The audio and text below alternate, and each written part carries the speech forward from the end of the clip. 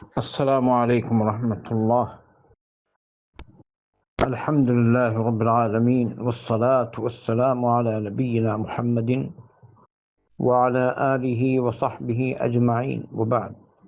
فأعوذ بالله من الشيطان الرجيم.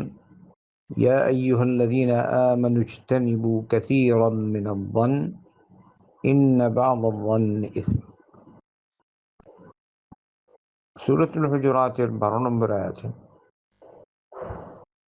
প্রথম অংশটি পাঠ করলাম। আল্লাহ বলছেন, হে ওইসব লোকজন যারা ঈমান এনেছে।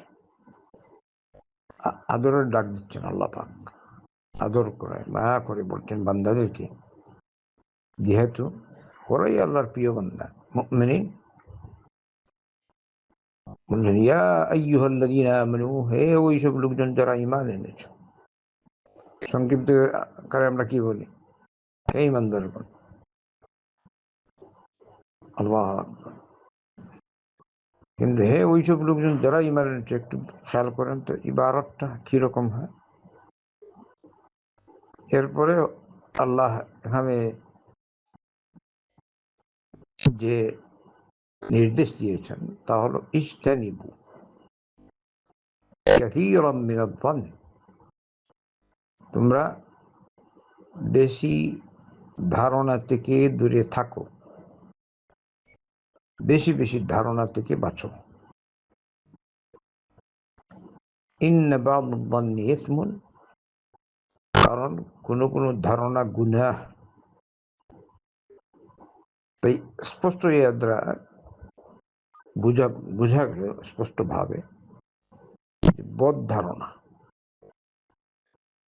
কোনো কোনো ধারণা, সব ধারণা না, বদ ধারণা গুনাহ। এমনিভাবে যদি ওখানে বিশেষ কোনো কিছুর প্রয়োজন হয় তো সেটাও ভিন্ন কথা। সবই একজন মানুষকে দেখলেন, একটা কথা বলেছে, আপনি তার কথা শুনলেন, ভালো দিক পাবেন, কিন্তু আপনি ওইটা অর্থ নিয়ে গেছেন অন্যার্থ, আউযুবিল্লাহ, খারাপ অর্থ নিয়ে গেলেন। না, এটা সঠিক না। সে বলছে এক উদ্দেশ্যে, আপনি এটা এই সেই করে ঘুরিয়ে ঘুরিয়ে পেয়েছি অন্য পথ। না, ওমর ইবনে খাত্তাব রাদিয়াল্লাহু আনহু বলেন, যদি তোমার মুমিন ভাই থেকে কিছু দেহ আর দেহ এর মধ্যে ভালো দিক আছে, খারাপ দিক আছে, তো এই সময় ভালো দিককে প্রাধান্য দাও। এটা হলো আমাদের ইসলামের শিক্ষা। কিন্তু যেহেতু আমাদের সাথে শয়তান মওজুদ, তো শয়তানই কুমন্ত্রণা জায়গায় এই সেই আপনার অন্তরে ঢেলে দেয়। তো আল্লাহ পাক আমাদেরকে এই আয়াতের নির্দেশ, ইজতানিবু কাসীরাম মিনায-যন্ন, বেশি বেশি ধারণা থেকে বাঁচো, কারণ কোনো কোনো ধারণা গুনাহ। এবারে আল্লাহ যখন বলছেন কোনো কোনো ধারণা গুনাহ, তো এখানে ইসমুন, এই যে তানবিনটা, তানবিন এটা তাযীমের জন্য হবে, মানে বড়ত্ব বোঝাবার জন্য। মানে এই গুনাহটা ছোট না, বড়, যেহেতু আল্লাহ নিজেই বলেছেন ইন্না বা'দায-যন্নি ইসম। আর এই গুনাহে হয়তো অনেকেই লিপ্ত, আল্লাহুল মুস্তাআন।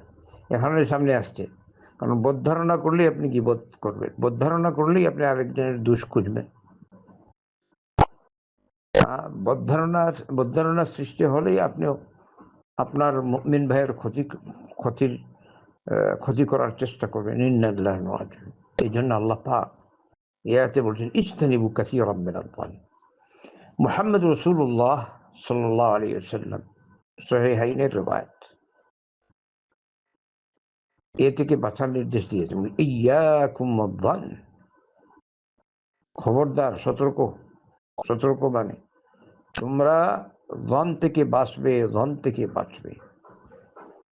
যন মানে ধারণা, কারণ ফাইন্নায-যন্না আকযাবুল হাদিস, কারণ ধারণা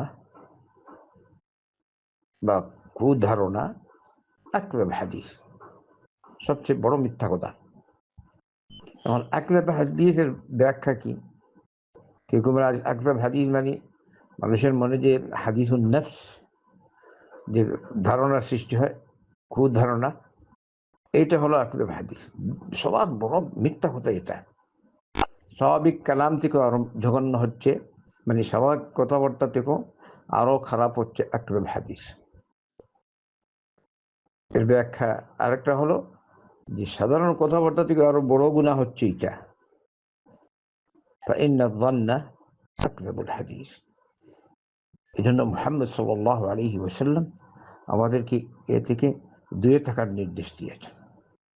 তো আজকে শুধু এতটুকুই বললাম, হালকা দর্স, একটু আমরা খেয়াল করি, একটু বাস হাদিসের, কোরআনের আয়াত ও হাদিসের ভাবার্থের দিকে একটু লক্ষ্য রাখি। খুব মানে কুধারণার প্রশ্রয় দিবেন না আপনার অন্তরে। এরকম কিছু সৃষ্টি হয়, বলবেন আউযু বিল্লাহি মিনাশ শাইতানির রাজিম, এটা শয়তানি কুমন্ত্রণা। আপনি আপনার মুমিন ভাইয়ের সাথে ভালো আচরণ করবেন, তার প্রতি ভালো ধারণা করবেন, যতক্ষণ পর্যন্ত স্পষ্ট কিছু না হয়ে উঠবে। আল্লাহ আমাদেরকে হেদায়েত দান করুন, আমাদেরকে আল্লাহ হেফাজত করুন, সব রকমের নৈশ থেকে আল্লাহ আমাদেরকে বাঁচার তৌফিক দান করুন। আর ইনশাআল্লাহ এই আয়াতের বাকি অংশের ব্যাখ্যা আস্তে আস্তে আসবে ইনশাআল্লাহ। আল্লাহ আমাদেরকে তৌফিক দান করুন। আল্লাহুম্মা সাল্লি ওয়া সাল্লিম ওয়া বারিক আলা নবিয়িনা মুহাম্মাদিন ওয়া আলা আলিহি ওয়া সাহবিহি আজমাইন।